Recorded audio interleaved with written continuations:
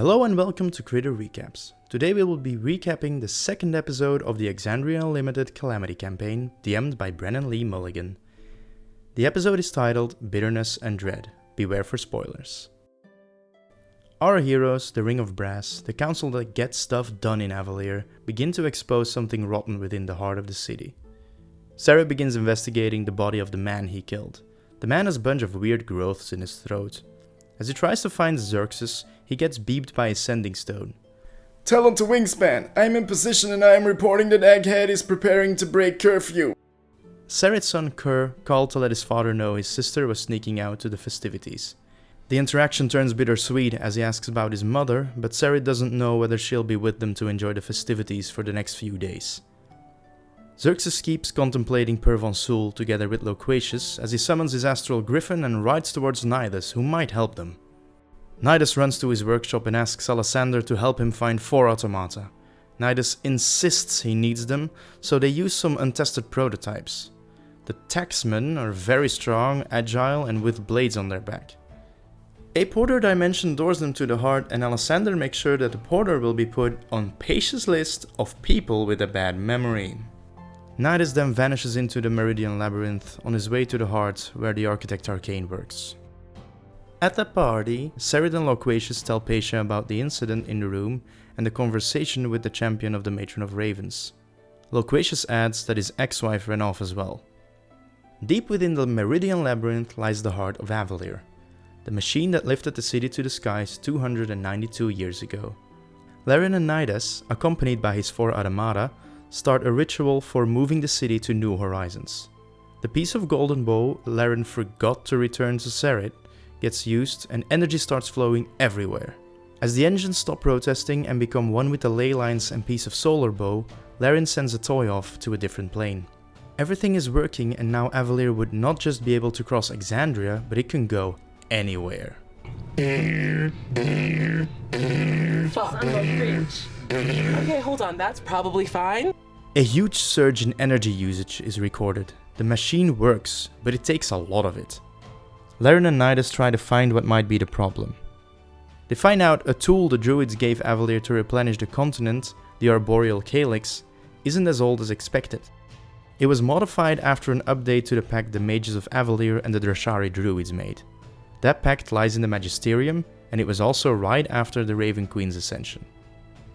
Xerxes arrives at the Meridian Labyrinth as Laren and Nidus exit. He wonders what is happening and sees Laren was crying. However, Nidus' powerful personality redirects his attention. They all decide to meet up and speak about all that is happening.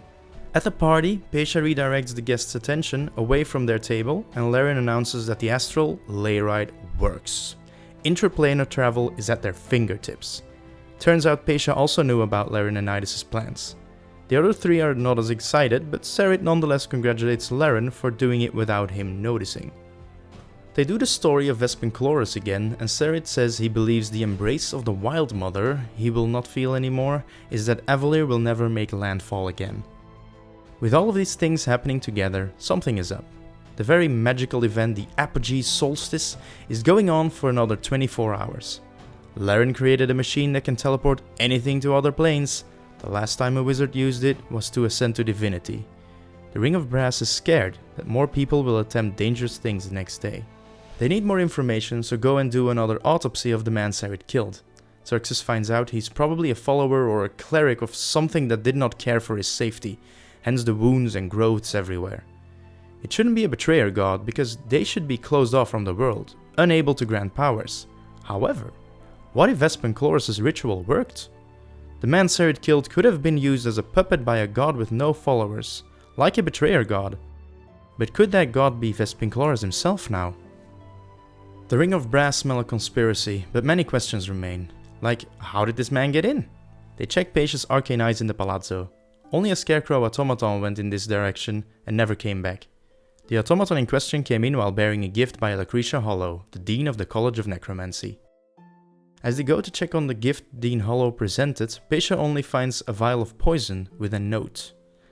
When the time comes, this will be the easier way out. All things end. Lives, stories, even ages. Laren and Pesha are triggered and go look for Lycretia, but scrying doesn't seem to work.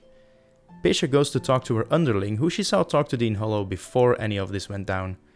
They find out her memory was modified, and while probing deep in her memory, Pesha finds out Hollow was about to potentially kill Per Von Sool, but Xerxes and Loquacious' inquiries to him made her abandon that plan.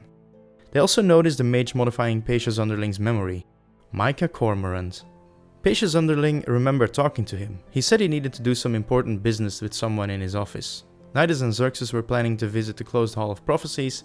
Loquacious and Serit wanted to go to the Herald's Tome, Loquacious' workplace, to find more information about Vespin Chloris himself, and the ladies, they go to find Magister Cormorant. Serit and Loquacious find a recording from 9 years ago by a reporter named Elena Tovaris about Vespin Chloris. In it, he already shows his interest to dethrone something nefarious over removing a benevolent force like the Raven Queen did. Serit finds a recording of an interview with, in the background, Vespin Chloris, Lycretia Hollow, and Loras of the Weaver's Mask, a friend of Pesha's. Serit reads the people's lips, and they seem to be talking about the Tree of Names, an ancient artifact that the Druids required Avalier to protect. That is why it stands in Avalier, but in secret. As they telepathically send that info to everyone, Xerxes remembers his nightmare where a tree fell on his beloved Evandrin. By the mention of the name, Serit notices an empty compartment in the folder of Elena's work labeled Evandrin Altera. Loquacious claims to not know anything about this file. Serit's own instincts and ring don't pick up on the fact that he is lying. Laren and Pesha walk to the Magisterium to give Magister Cormorant a good shakedown. His office is closed, and Laren commands one of the constructs to her and lets it break open the door. Pesha turns on the lights inside and feels a presence. She casts Detect Magic to find it and finds Illusion Magic from one side. Laren walks in and fireballs the place. Micah Cormorant becomes visible due to the heavy blast, and she orders her construct to smack him up. Magister Cormorant appears on the verge of casting Chain Lightning, and instead you burn him half to death, and your construct punches his chest so hard that it breaks all of his ribs, smashes his heart and organs into the wall behind him, and he is dead. That's it! The ladies find out that Cormorant was very interested in the Tree of Names, with information on it from many sources. At the Hall of Prophecies, Xerxes sees a friend, Sophira, and a bunch of Archsept guards. He notices she has been crying a lot lately, as he asks what happened. At first, the guard doesn't want to let anyone in, as they are under orders by Loras of the Weaver's Mask not to, but both their stations and Nidus' personality open the way anyway. Sophira tells them that Eldamir the Wise's other apprentice, Volusia, denounced magic and smashed her staff in these halls. The first one to go mad, Carbon, infected the others and seemed mostly happy in the bath chambers. Sophira was now the last oracle left. Xerxes would like to see Carbon. Sophira insists he go alone, as crowds make her do weird stuff. She takes Nidus to the bath chambers on his request and delivers the false prophecies Carbon made. Nidus asks Sophira a few questions about how Carbon acted when he notices a big crack in one of the mirrors of the bath chambers. Later, he reads the false prophecies. False because they were of the fall of Avalier. False because maybe they were inconvenient? Xerxes approaches Carbon and is surprised to not see someone ailing, but rather a healthy woman in deep rest. He investigates and tries to sense divine energies. A weak divine spark is in Carbon, as in all oracles, but the walls, dripping with water, give up a massive fiendish aura. In the reflections, where he should see Carbon, he notices a red-horned figure, like the one in his nightmare. Xerxes approaches, as the creature is clearly in pain, and tries to address its wound when he turns out to be kind. He introduces himself as the Lord of the Hells.